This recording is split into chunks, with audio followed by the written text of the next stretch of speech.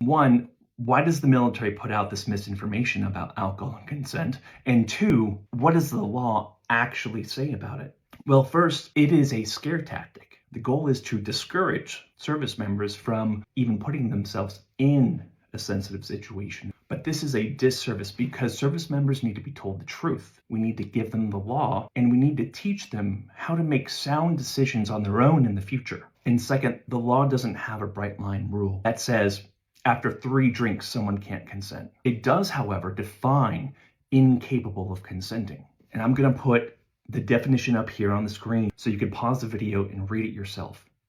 This is from the military judge's bench book. This is what the judge reads to the jury, to the panel, when instructing them on the law regarding alcohol and consent. Simply put, if you are so drunk that you cannot interact with your own environment and cannot think about your circumstances and your wants at that time, then you cannot consent. But this does not mean just because you don't have a memory of the event that you didn't consent. Specifically, a blacked out person can still consent if they were freely and voluntarily engaging in that activity. Also, a blacked out person can revoke consent at any time. Blacking out is when someone drinks so much, the part of the brain that is in charge of recording memory turns off, but they're still walking and they're still talking. They can even have full conversations with other people. They can still willingly choose to go to the next restaurant and order something off the menu that they would never order and eat when they were sober.